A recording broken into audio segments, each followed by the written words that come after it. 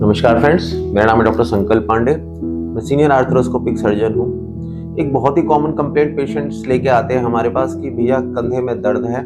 और ये बेसिकली जो होता है, जो भी स्पोर्ट्स एक्टिविटीज़ में इन्वॉल्व होता है पेशेंट, या फिर जो पेशेंट जो है अपनी फिटनेस पे ज़्यादा ध्यान देते हैं, जो जिम ज़्यादा जाते हैं, या फिर कुछ ऐसे पेशेंट होते हैं जिनकी ओवरहेड एक्टिविटी आपको ऐसे समझाता हूँ कि जो हाथ जिस पोजीशन पे सर के ऊपर जो जाता है, इसको हम ओवरहेड एक्टिविटी बोलते हैं। जैसे आप किचन में कोई काम कर रहे हैं या सर कुछ ऐसा काम कर रहे हैं जो ऊपर से सामान निकालने वाला काम हुआ हो, इसको हम बोलते हैं ओवरहेड एक्टिविटी।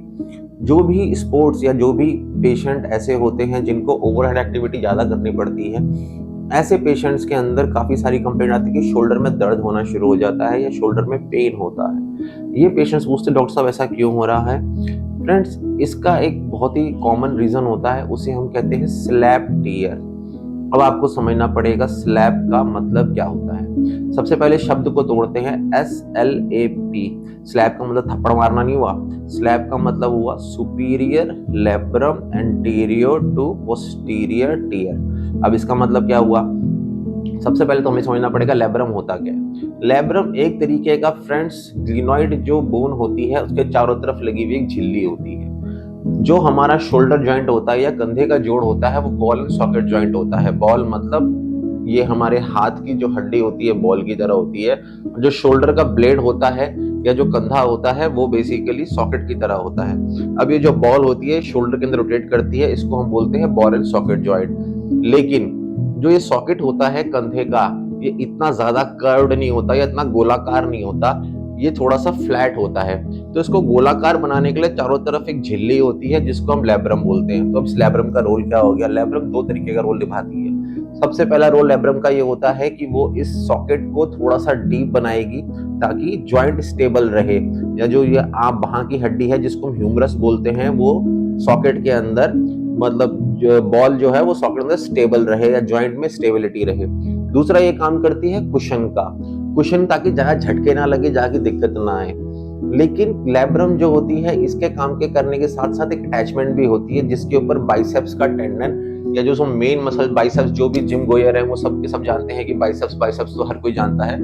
बाइसेप्स ये वाली मसल हुई जिसको दिखा के बॉडी बिल्डर बोलते हैं कि हाँ भैया कितने का डोला है और कितने का वो है। ये सब जो होता है बाइसेप्स होती है। ये बाइसेप्स की मसल यहाँ जाके कनेक्ट होती है लेब्रम के ऊपर की तरफ। अब समझते हैं सुपीरियर लेब्रम। सुपीरियर मतलब ऊपर, लेब्रम मतलब आसपास की झिल्ली, गोल झिल्ली का ऊपर का हिस्सा superior labrum. Anterior posterior, anterior मतलब आगे की तरफ, पोस्टीरियर मतलब पीछे की तरफ। तो पूरा ऊपर का जो एरिया हुआ झिल्ली का उसमें टियर आ गया या वो फट गया, इसको बोलते हैं स्लैप टियर। अब आपको समझ में आ गया होगा स्लैप टियर का मतलब क्या हुआ। इससे होगा क्या फ्रेंड्स, या इसके लक्षण क्या होंगे। सबसे पहले तो कंधे में दर्द होना शुरू हो जाएगा। जो भी पेशेंट्स जो होते हैं जिम एक्टिविटीज या फिर जो स्पोर्ट्स एक्टिविटीज या फिर कोई ओवरहेड एब्डक्शन ज्यादा करते हैं, उन पेशेंट्स के अंदर कंधे में दर्द होना शुरू हो जाता है जो धीरे धीरे समय के साथ बढ़ता चला जाता है। इसको हम बोलते हैं क्रॉनिक फॉर्म। क्रॉनिक मतलब लगातार बढ़ती जा रही है। दूसरा होता है पेशेंट्स होते हैं जिसमें सडनली ये चीज आ जाती है। कभी आप आउट स्ट्रेच हैंड ऐसे करके हाथ पे वजन के साथ गिर गए, तब भी ये टियर हो सकता है कि सडनली इतना ज्यादा उसमें जो है स्ट्रेस आया शोल्डर पे कि लेब्रम उखड़ गया अपनी जगह से, या वो झिल्ली जो है फट गई है। तो इस कंडीशन भी हो सकता है, इसको एक्यूट कंडीशन बोलते हैं। दूसरा ओल्ड एज पीपल, जो बुढ़ापे में वियर एंड टियर ज्यादा हो जाता है इसका लेब्रम का, तो उस कंडीशन में भी स्लैप टियर हो सकते हैं। अब हमने जान लिया इसके लक्षण क्या होते हैं, तो डायग्नोज कैसे करेंगे या पता कैसे लगाएंगे स्लैप टियर है आपको। सबसे पहली चीज तो ये है कि स्लैप टियर जो होता है उसको जांचने के लिए सबसे बेस्ट जो जांच होती है वो होती है MRI जरूर कराएंगे, उसी से स्लैप टियर का पता लग सकता है। अब हम बात करते हैं इसके ट्रीटमेंट की।